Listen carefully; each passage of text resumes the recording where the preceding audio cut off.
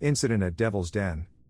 I grabbed the cooler from the trunk and inventoried what we had. Most of the ice had melted. Still, the beer was a few degrees below tepid. I busted out a package of hot dogs and a bag of badly smashed buns. I opened a bag of chips and a bag of cookies. I skewered 8 hot dogs and promptly burned all 8 over the blazing brush fire I called a campfire. While Toby finished off his details, he assembled 2 plates of food. We sat down, and Toby stared at his plate with the 4 black hot dogs. He never said a word. A hot meal was good. It's true that things taste better when cooked over an open flame. Even burnt hot dogs. We inflated our air mattresses and lounged around by the campfire. The scent of the wood fire was pleasant in the way my grandfather's pipe tobacco had a pleasant aroma. We were content with listening to the crackle of the fire and watching the flames dance. The woods behind us were alive with singing crickets and tree frogs. I said, "Hey, Toby. This must be the allure of camping." "Yeah, man, see. We worked out the bugs, we know how to do this stuff now," Toby bragged. I agreed, "Man, we paid our dues and now we're outdoorsmen." It was turning into a pleasant evening. My eyes adjusted to the encroaching darkness. The campfire was dwindling, but it still gave us enough light to enjoy the evening and relax. Getting to sleep would not be a problem tonight. The sky that night was unbelievable. Without light pollution or clouds, the stars were 10 times brighter than the night sky we were accustomed to seeing. Toby pointed out various stars and constellations. The stars were time machines, according to Toby. The light from the stars we see could have taken millions of years to reach us traveling at light speed. They showed us an image of what was when the light left that star. I hadn't given that much thought before. We could never observe the universe in real time. Even light from our sun was 8 minutes old when it reached us. Relaxing on our air mattresses in the dark, we turned our full attention to the night sky.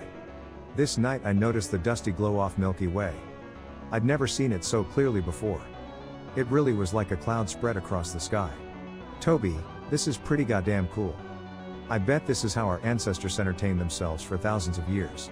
"That's right," he agreed. I think he was proud of his plan. "Toby, just think, before there were televisions, people sat around a radio. Before that, the hearth was the evening gathering place for warmth and cooking. Before that, people sat by a campfire every night like we're doing at that moment."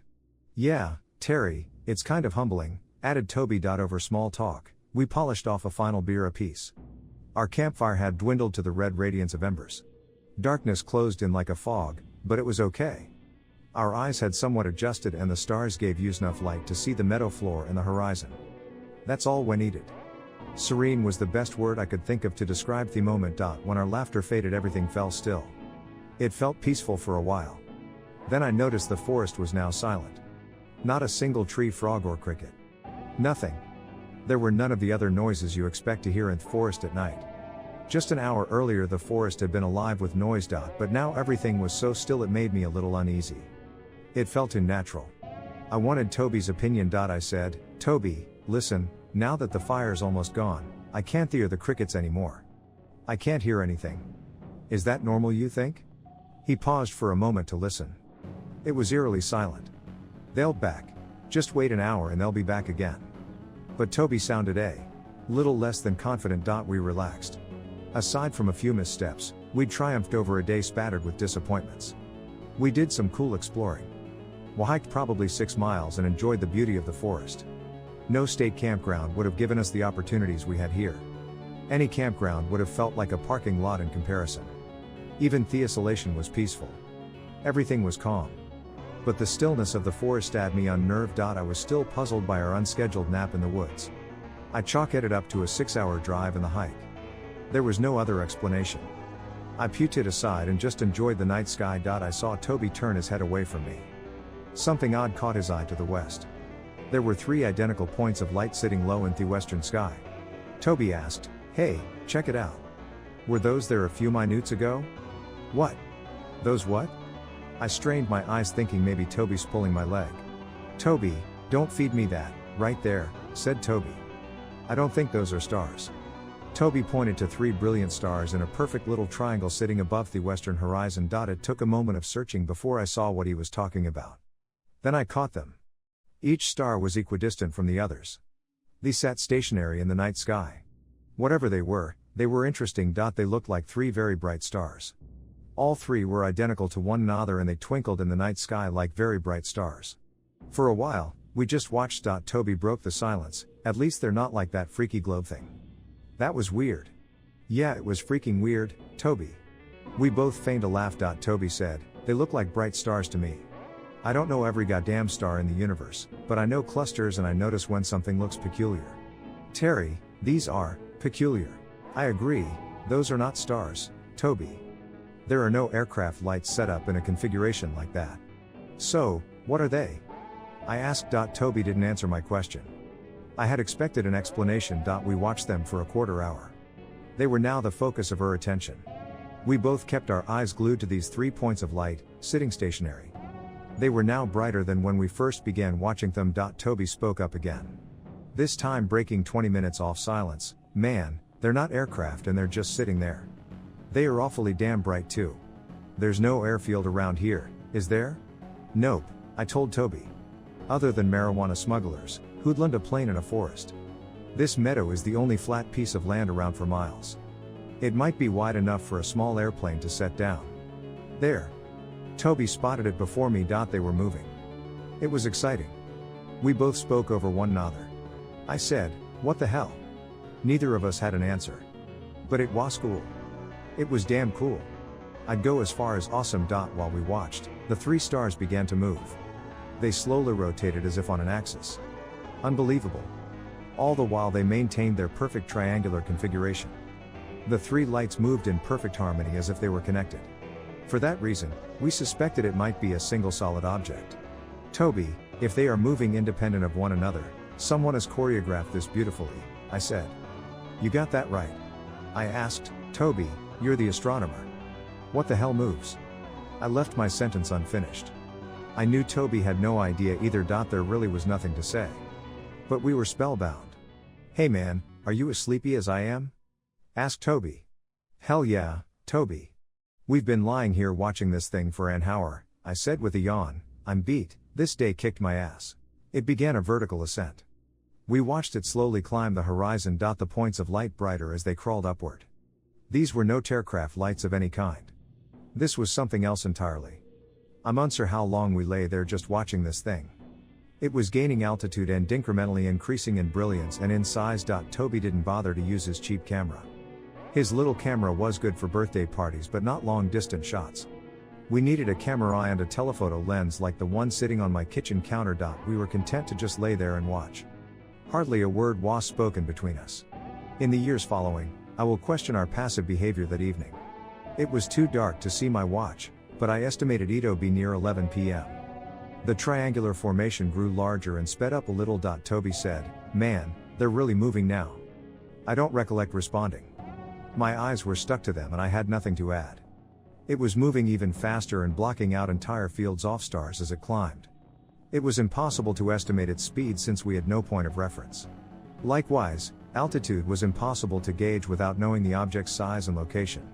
Puzzled at how big or near this thing could be, I asked, Toby, could we be seeing lights that are a million miles away or could they be cruising at aircraft altitude? Terry, man, that thing is in our atmosphere. It can't be outside Eye's solar system. No way.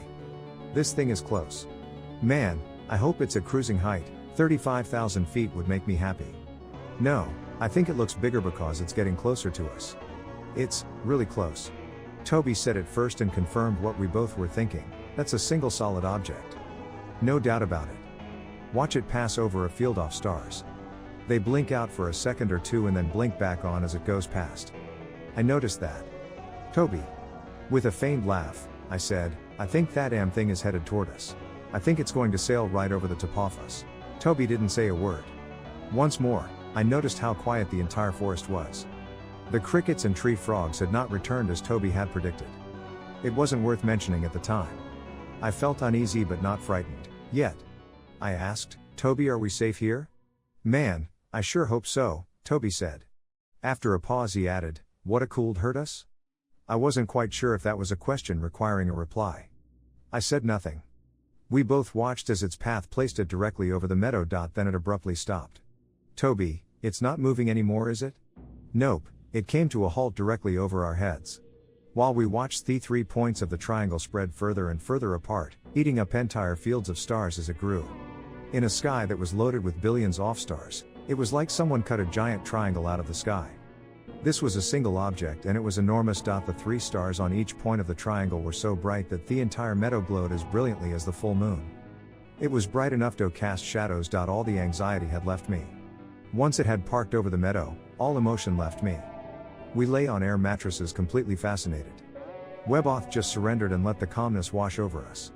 It was pleasant, even soothing. Grabbing our marginal flashlight, Toby said, "I'm going to try and signal it and see what happens."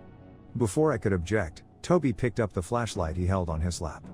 Aiming it straight up, he flashed the light 3 times. I said, "Man, that might get someone's attention." We waited to see what would happen. We didn't have to wait long for something to happen. In an instant, a beam of white light no wider than a softball was focused on our now dead campfire. It was about 8 feet from where we lie. The light beam itself was visible, like a high-powered searchlight shining through the fog. We never saw the beam descend. It was like someone threw a switch and there it was. It rested in the center of our fire pit. Looking up, we traced the source of the light beam. It came from below and center of the triangle. It stayed for no more than 30 seconds and was gone. Poof. It just shut off. A few minutes passed. Then a blue light struck the campsite. It was tiny compared to white light but much more intense. It was only the diameter of a pencil or narrower. Lasers were still a new concept in 1977. I'd seen them on television. Just like the white light that preceded it, this blue light originated from the center of the triangle. This intense blue light beam actively darted about the campsite. We never saw it move. Instead it would blink out and a millisecond later it was back on a different spot. Striking haphazardly, it darted all over our campsite, never sitting on anything for more than a few seconds. It darted back and forth, and it had a hypnotic quality to it as we watched. I'm certain it landed on my leg and chest at least once. I saw it land on Toby once or twice too. Then it abruptly stopped. It was with us for no longer than 1 or 2 minutes. With the blue light gone, we lay there silent and ambivalent. I had no emotion other than a pleasant feeling of sedation. This huge thing was still nearly over the meadow and we just watched it without comment. Then Toby said something like, "Show's over," or words to that effect. I don't think I replied. Those were the last words spoken between us that evening. In unison, we picked up our air mattresses and crawled into our tent.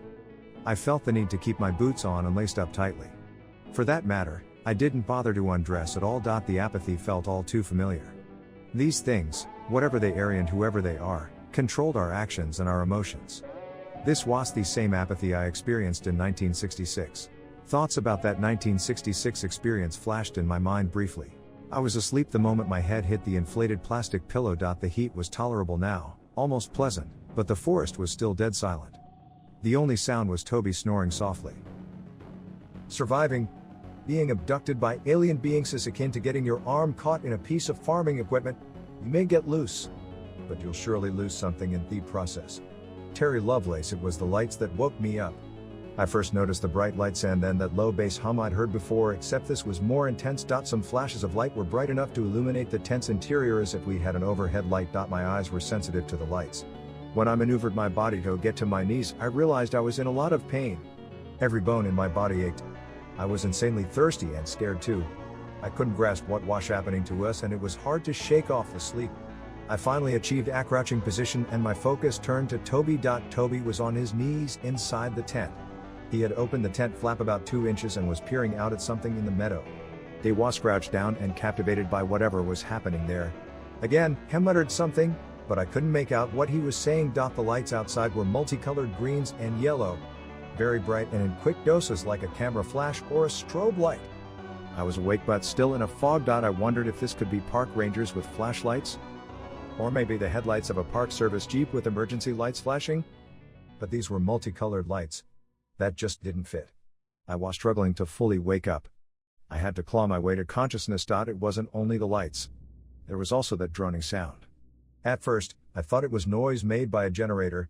Who would be running a generator in the bed of a pickup truck? Game poachers maybe? The flashes of light illuminated the inside of the tent just enough to catch an imagine now and then.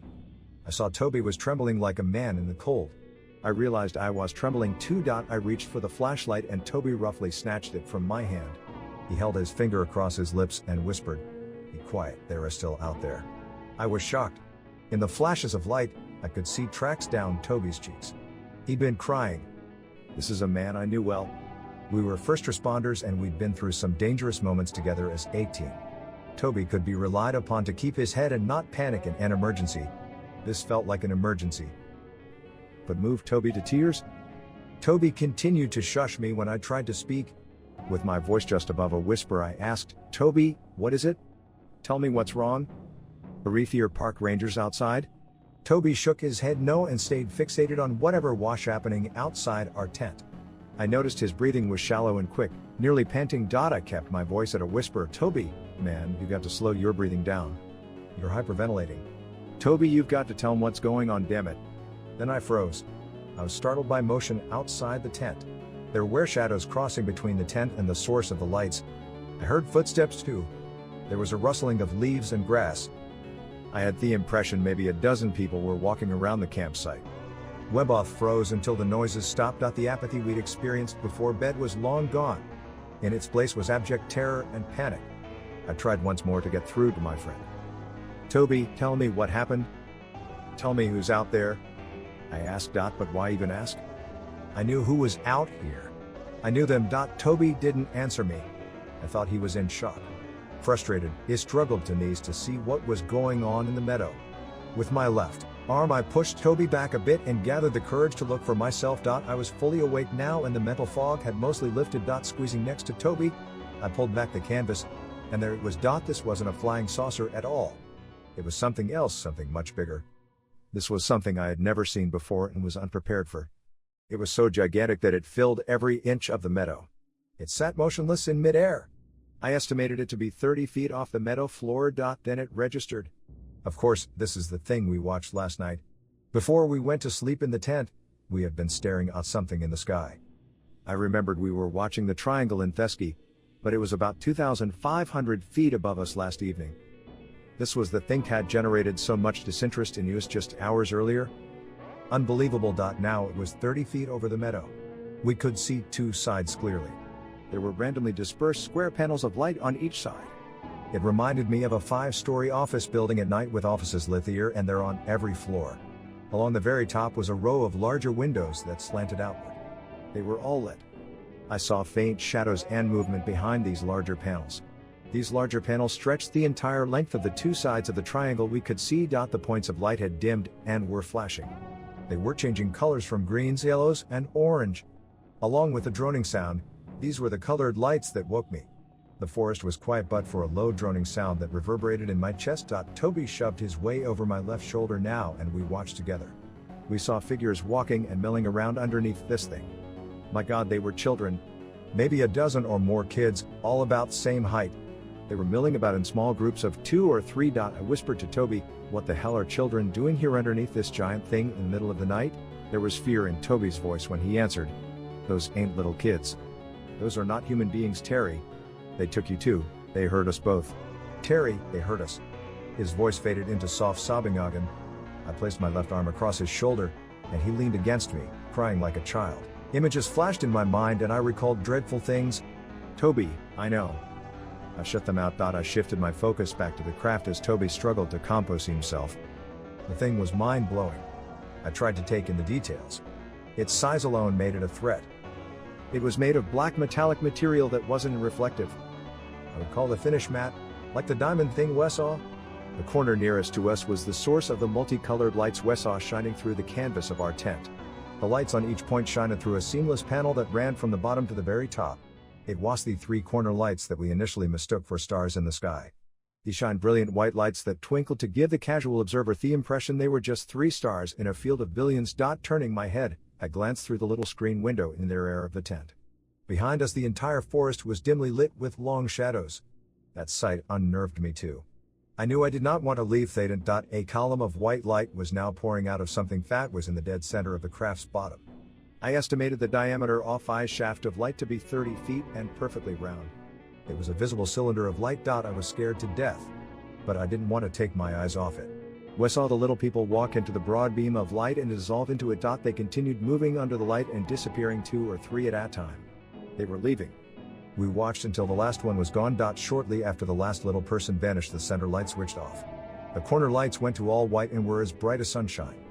The hum was gone now. The meadow was silent again. We were on our bellies with just our heads sticking out of the tent. We watched.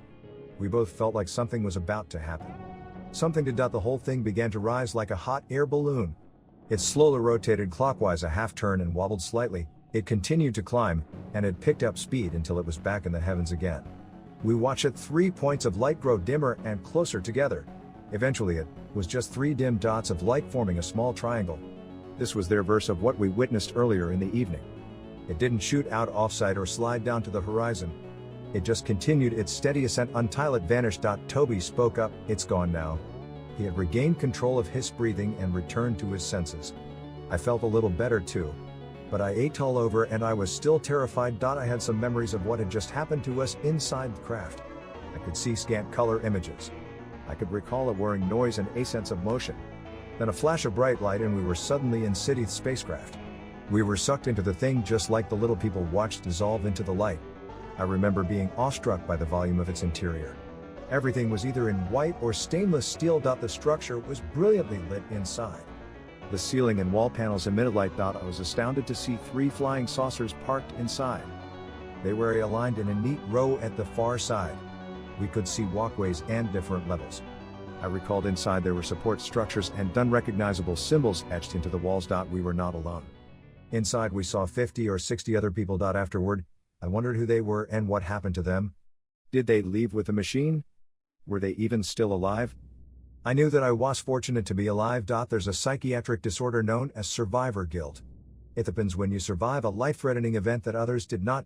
Toby and I made it back, but I'm not sure those poor souls ever made them. I sure as hell wouldn't change places with them. I knew there had to be more. A lot more. But those few memories swear the extent of my recall. Many years later, events would happen to bring those memories back and into sharp focus. I recalled sights and voices I was supposed to forget. Like Betty and Barney Hill, it would need to be dredged up from my subconscious. They could suppress the memories but never erase them. The spacecraft was gone, and we sat upright afraid to speak above a whisper. Then I noticed my boots. My boots had been tightly lassoed before I lay down. I kept them that way intentionally. Now, they were unlaced more than halfway down. That made no sense. I pulled them both off and discovered my socks were on crooked as well. I put them back on properly. Glancing to my left, I noticed Toby was lacing up his boots too. I was aware of the pain again. Every fiber in my body ached. I felt sick and nauseous. But most of all, I was thirsty. I was insanely thirsty. Toby rummaged around the tent and found the last warm can of beer. I had a gallon jug half full of warm water. We split them both and craved more. Never in my life had I been so thirsty. It crossed my mind how I could take it all.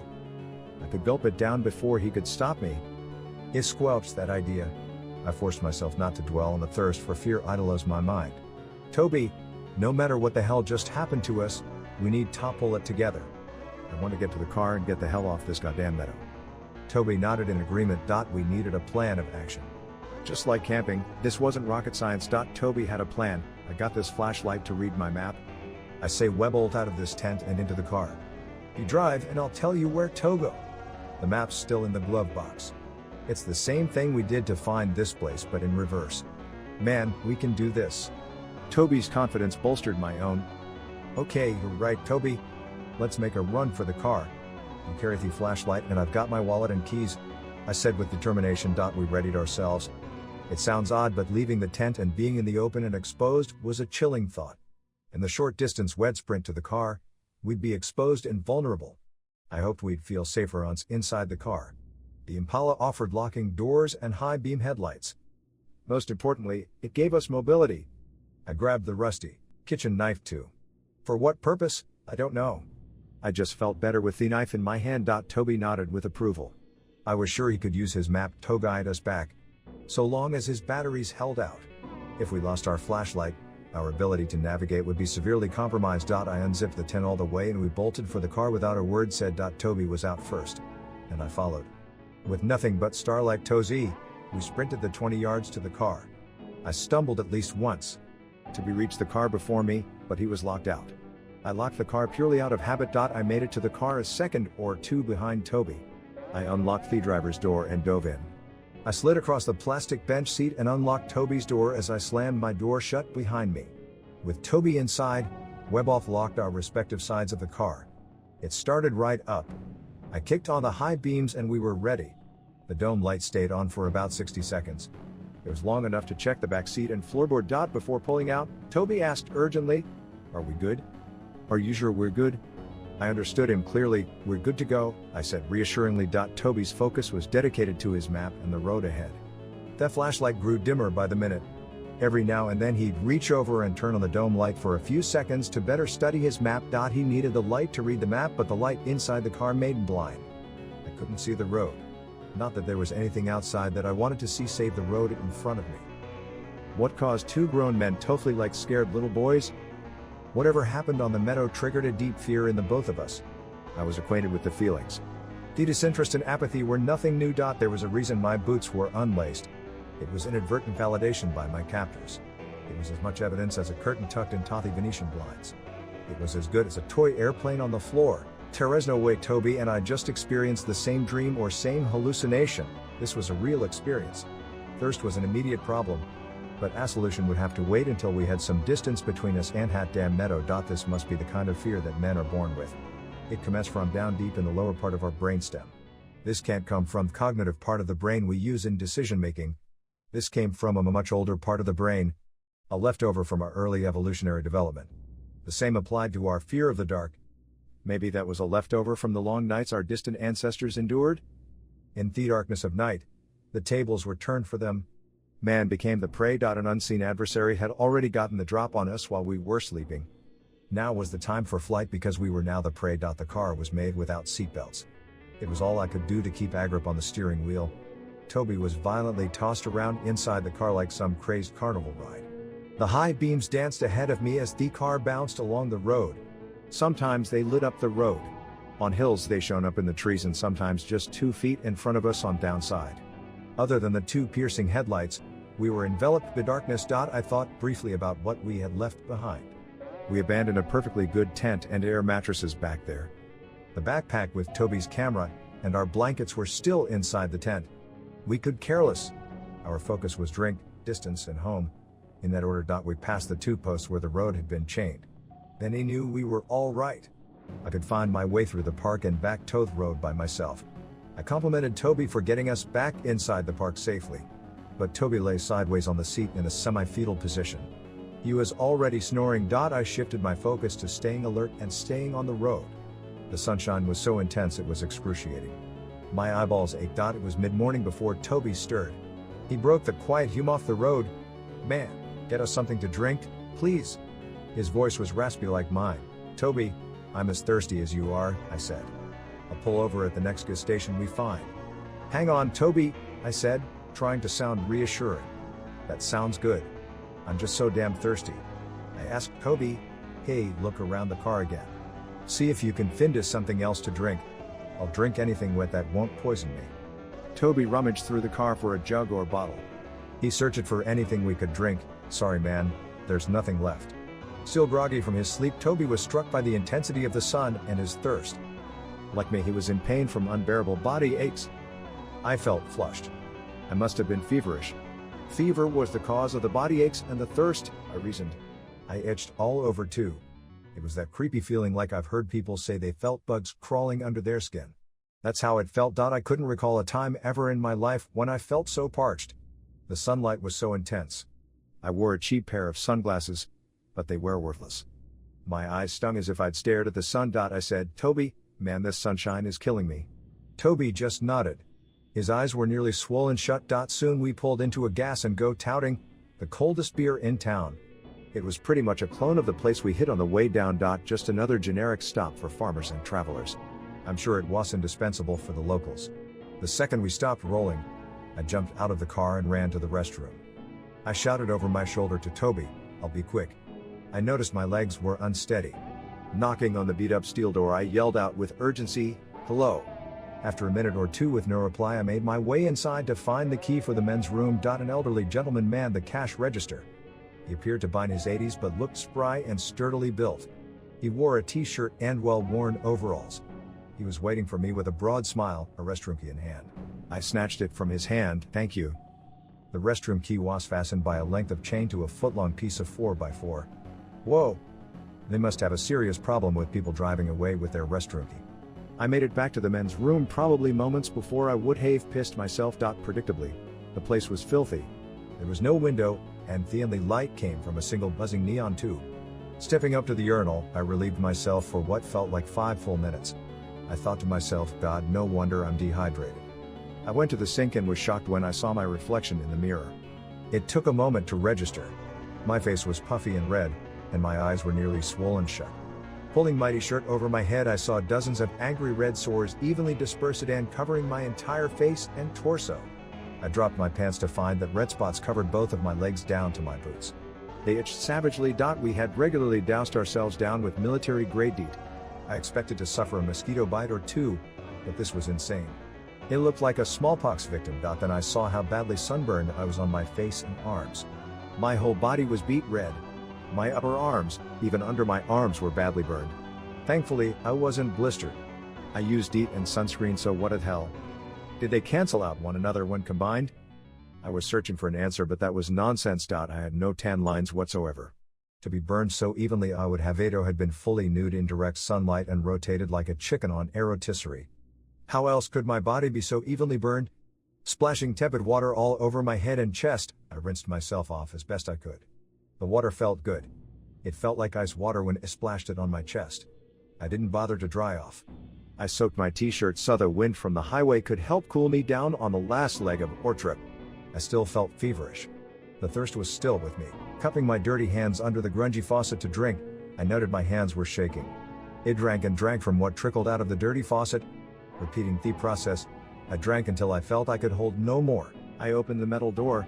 Standing there was a pathetic-looking Toby, patiently waiting. He looked like he could fall over any instant.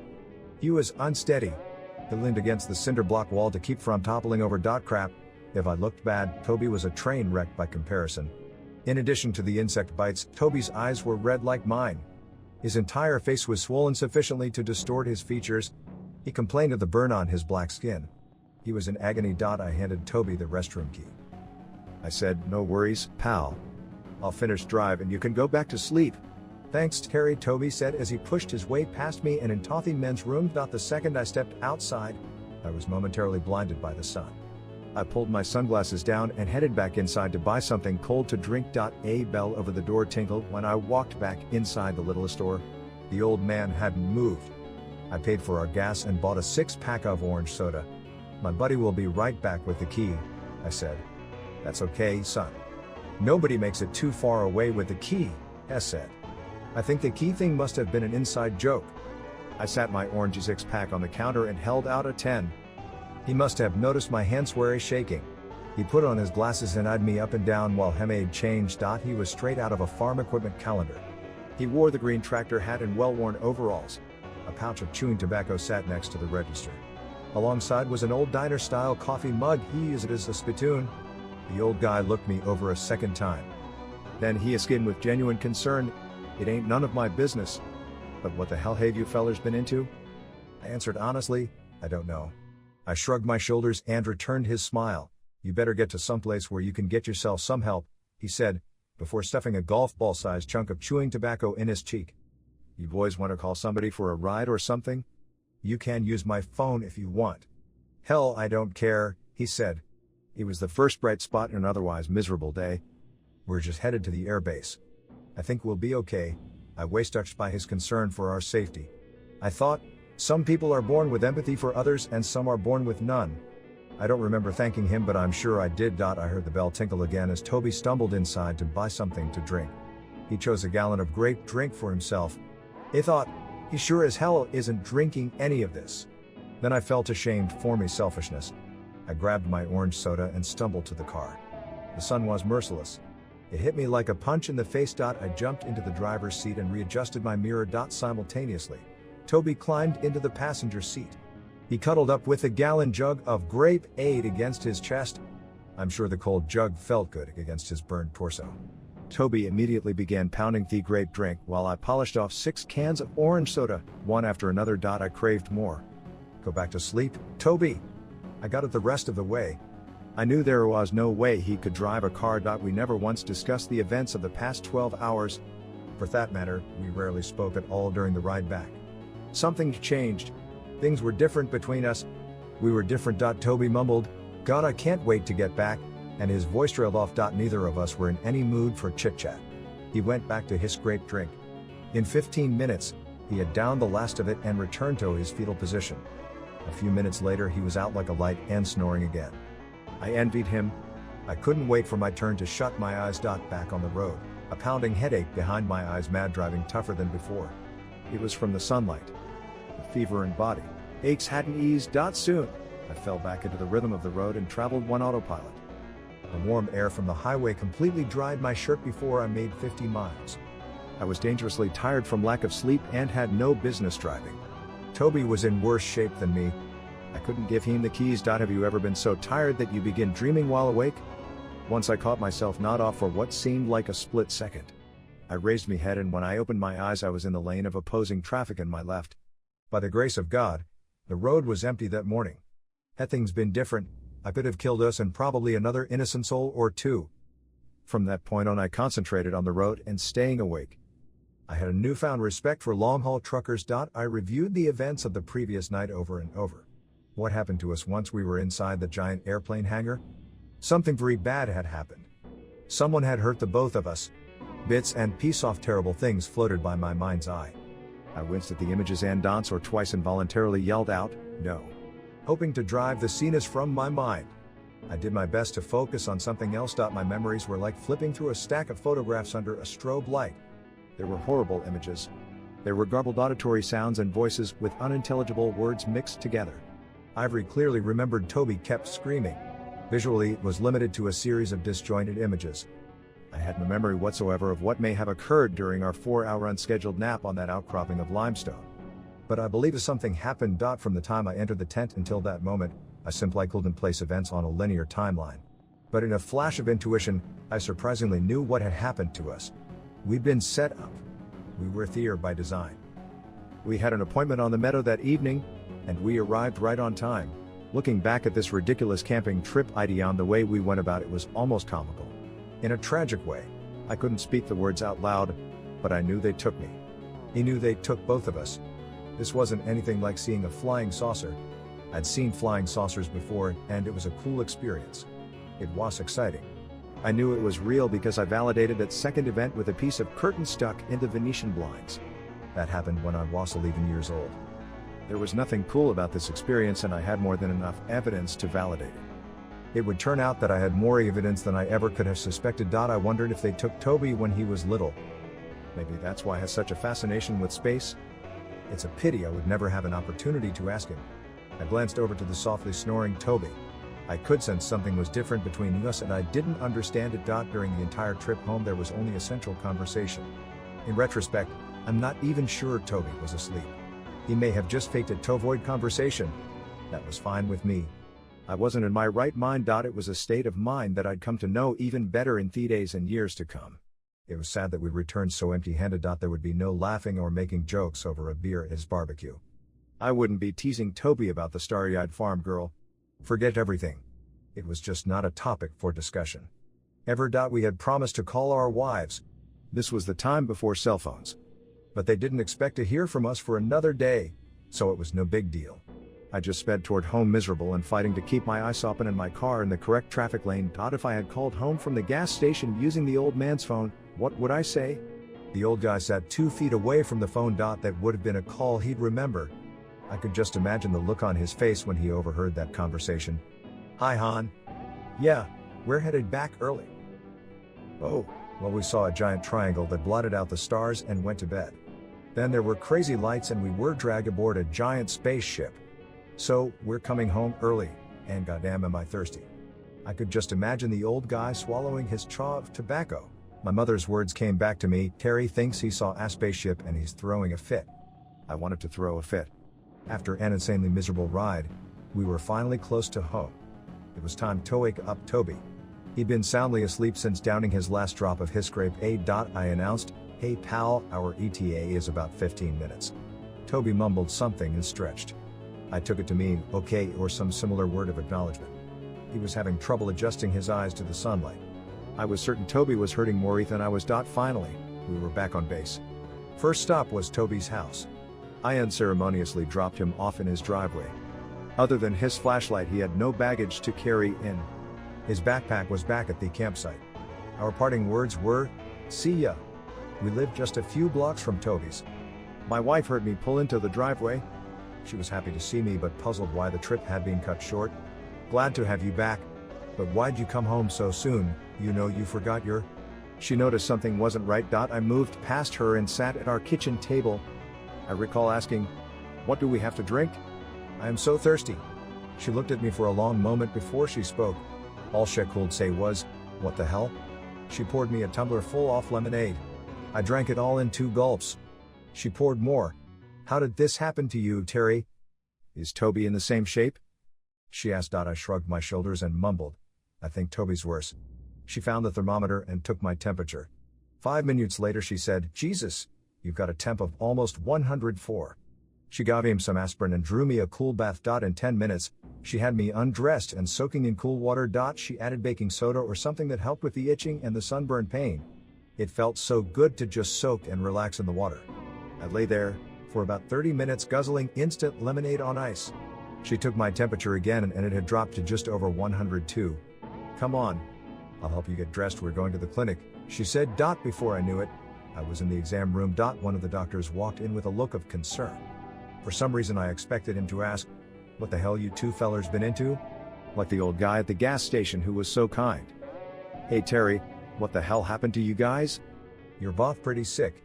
Brenda will draw some blood and push it through the lab. Your wife tells me you were out with Tobias on a camping trip and Cammy home this morning sick as dogs. Is that correct so far?" I nodded. He immediately began examining me while my favorite nurse, Brenda, drew a dozen tubes of blood. "You guys felt fine the evening before. Then you woke up sick, sunburned, and bug-bitten and running a temp of 104? Is that right?" "Yes, that's right." He wanted the entire story. "Okay, tell me what happened to you guys." I told him most of the story, leaving out all that happened between 9:00 p.m. the preceding evening and 3 a.m. early that morning. Most of it was a blur anyway. I knew I'd end up on the psych ward if I told him the true story. So I gave him my sanitized version and focused on my physical symptoms and not my recollections. As I spoke, more and more people trickled into the room. I could hear my wife's voice in the hallway. I heard someone say, "Tobias." So he knew Toby must be here too. There were now 3 doctors, and a second nurse joined Brenda. Doctors came and went. I guess they were trying to treat both of us at the same time. I'm sure they were as perplexed as we were. It seemed that way. I didn't know it at the time, but we were classified as acutely ill. I endured the most thorough medical examination of my life. It was difficult to know what was going on. My eyes ached and were sensitive to the light, so I kept them closed for most of the exam. A medical assistant brought in a camera and photographed every single inch of my body.